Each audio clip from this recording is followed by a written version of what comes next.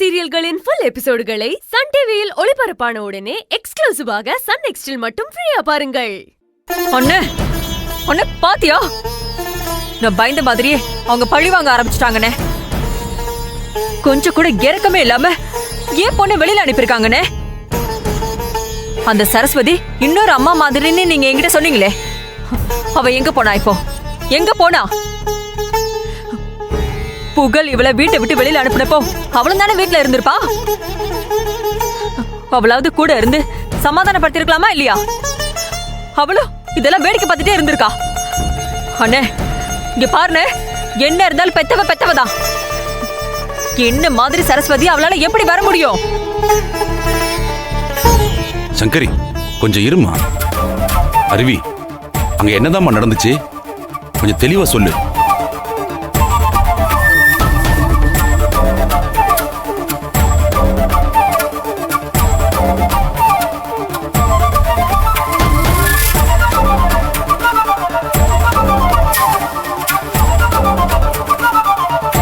அந்த செண்பகவல்லிய கை நீட்டி அடிச்சதுனால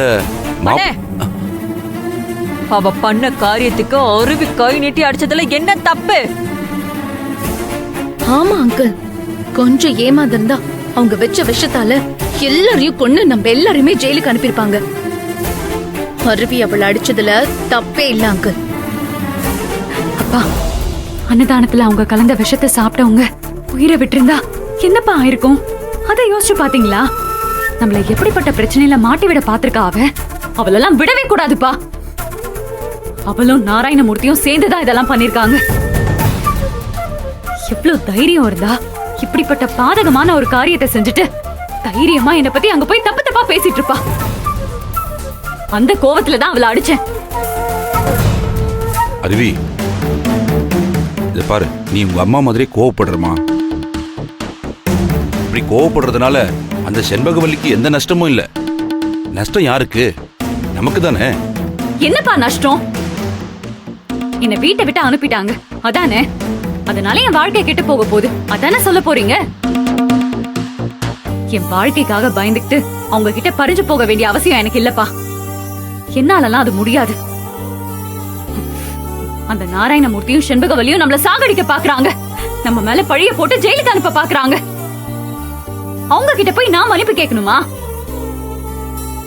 அப்படி கேக்குறத விட நான் வாழாம என் அம்மா கூட இருக்கிறது எவ்வளவோ மேல்.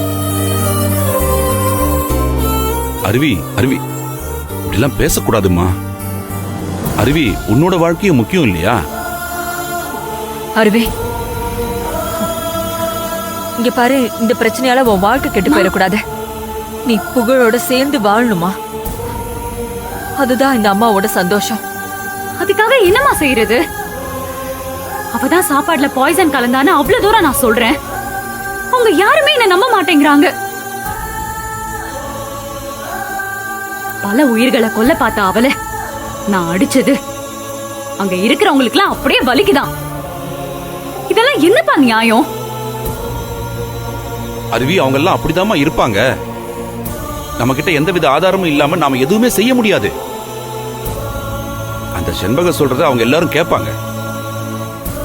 அருவி, உன்னோட பேச்செல்லாம் அங்க எடுபடாதுமா. ஏன்பா, ஏன் எடுபடாது? நான் விஷ பாட்டில்ல சுத்தி இருந்த செண்பகத்தோட கர்ச்சிஃபை அவங்க கிட்டே காட்டினேன். அப்ப கூட யாருமே என்ன நம்ப மாட்டேங்கிறாங்க. அந்த கர்ச்சிஃப் என் கைக்கு எப்படி வந்ததுன்னு ஒரு நிமிஷம் யோசிச்சு பாத்துருக்கலாம்ல. யாருமே அதை யோசிச்சு பார்க்க மாட்டேங்கிறாங்கப்பா. அதுதான் என்னால தாங்கிக்கவே முடியல. அண்ணே இங்க பாருங்க, இதுக்கு மேல இந்த பிரச்சனையை நான் சும்மாவே விட மாட்டேன். நான் இப்பவே போய் சரஸ்வதி கிட்ட நான் நியாயத்தை கேக்குறேன். ஏன் பொண்ணை எப்படி அவமானப்படுத்தி வீட்டை விட்டு வெளியில அனுப்பலான்னு அவளை நேருக்கு நேரா நான் நின்னு கேக்குறேன். இரு இரு இரு, இங்க பாரு, ஏற்கனவே இவ கோவப்பட்டு செண்பகத்தை அடிச்சுட்டு வந்திருக்கா. இப்ப நீ வேற அங்க போய் ஏதாவது பேசினேன்னு வை, பிரச்சனை கண்டிப்பா பெருசாதான் ஆகும். அவங்க எல்லாருடைய கோவமும் உன் மேலதாம்மா இருக்கு. சங்கரி, நீ நல்லா புரிஞ்சுக்க. உன் மேல இருக்கிற கோவத்தை தான் இப்ப அருவி மேல காட்டுறாங்க. அதனால தயவு செஞ்சு நீ போகாத. என்ன பேசுறீங்க? என்ன பேசுறீங்க? இங்க பாருங்க, அவங்களுக்கு ஏன் மேல கோவம் இருந்தா என்கிட்ட காட்டட்டும். எதுக்கு தேவையில்லாம ஏன் பொண்ணு மேல காட்டுறாங்க? சங்கரி, விட மாட்டேனே. நான் விடவே மாட்டேன். அங்க இருக்கிற அத்தனை பெரிய நாக்கு புடுங்குற மாதிரி நான் கேக்குறேன். சங்கரி இருமா. நான் போய் கேக்குறேனே. சங்கரி நான் சொல்றத கேளுமா. நில்லு இரு. அண்ணே என்னண்ணே? ஐயோ தயவு செஞ்சு நான் சொல்றத கேளு. கேளுங்க. கொஞ்சம் பொறுமையா கேளு. இப்ப நீ அங்க போனேன்னு வை, செண்பகவல்லி எதையாவது கிளறி விட்டு மறுபடியும் சண்டை வர வச்சிடுவான். அதுக்காக தான் அவன் அங்கேயே இருக்கா. அதனால 2 பேரும் கொஞ்சம் பொறுமையா இருங்க. என்னதான் நடக்குதுன்னு பாப்போம். எல்லாம் இப்படியே போயிடாது இல்ல. எல்லா பிரச்சனைக்கும் ஒரு முடிவு கிடைச்சே தீரும். வாய் மூடுங்க. இதே நான் பழைய சிவசங்கரியா இருந்திருந்தா இந்நேரம் நான் அவங்களை உண்டு இல்லைன்னு நான் பண்ணிருப்பேன். ஆனா அருவியோட வாழ்க்கைய மனசுல வச்சுக்கிட்டு எல்லாத்தையும் நான் போட்டு போயிட்டு இருக்கேன். ஆனா இங்க பாருங்க, என்ன ரொம்ப சோதிச்சுட்டு இருக்காங்க. சங்கரி அவங்க என்ன வீட்டை விட்டு அனுப்புனது எனக்கு வருத்தமா தான் இருக்கு. ஆனா அதுக்காக நான் துவண்டு போயிட மாட்டேன். நான் போராடுவேன். ஆரம்பத்துல நீங்களும் இப்படிதானே போராடினீங்க. அப்போ நானும் உங்களை புரிஞ்சுக்காம தானே இருந்தேன். ஆனா போக போக உங்களை புரிஞ்சுக்கலையா? அதே மாதிரிதான் அவங்களும்.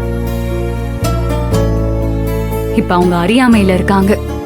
அதனாலதான் நான் சொல்றதை இன்னும் நம்பாம இருக்காங்க. ஆனா கூடிய சீக்கிரமே நம்மள புரிஞ்சுப்பாங்க.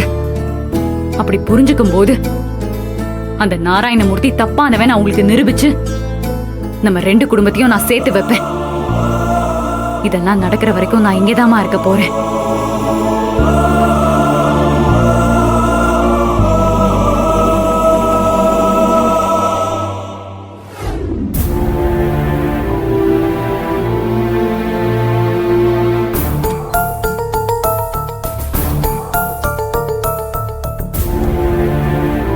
என்ன இப்போ உனக்கு சந்தோஷமா? உங்க அப்பாவும் அம்மாவும் நினைச்ச மாதிரியே அருவி அக்காவை இந்த வீட்டை விட்டு அனுப்பிட்டாங்க.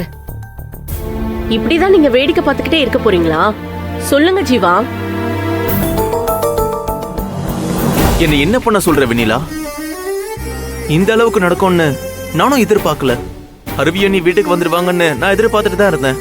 ஆனா வந்த வேகத்திலேயே பிரச்சனை பண்ணி புகழண்ணன் தான் அருவி அண்ணிய வீட்டை விட்டு வெளியே அமிச்சாரு. புகழ் மாமா தான் வீட்டை விட்டு அனுப்புனாரு. ஆனா இதுக்கெல்லாம் காரணம் யாரு? உங்க அப்பாவும் அம்மாவும் தானே. ஹேய், நம்ம குடும்பத்துல நடக்கிற எல்லா பிரச்சனைக்கும் காரணமே அவங்க 2 பேரும் தான். ஐயோ எனக்கும் புரியுது வெண்ணிலா. ஆனா என்னால என்ன பண்ண முடியும்? நானும் அவங்கள பார்த்து தப்பு பண்ணாதீங்க, எல்லாத்தையும் ஒத்துக்கங்கன்னு சொல்லிட்டு தான் இருக்கேன். ஆனா அவங்க எதுவுமே கேட்க மாட்டேன்றாங்க. எனக்கு என்ன பண்றதுன்னே தெரியல. அந்த குடும்பத்துல பிறந்தது என்னோட தப்பா? இங்க பாருங்க, இப்படி சொல்லி தப்பிச்சுக்கலாம்னு நினைக்காதீங்க. நீங்க ஒரு தைரியமான ஆம்பளை.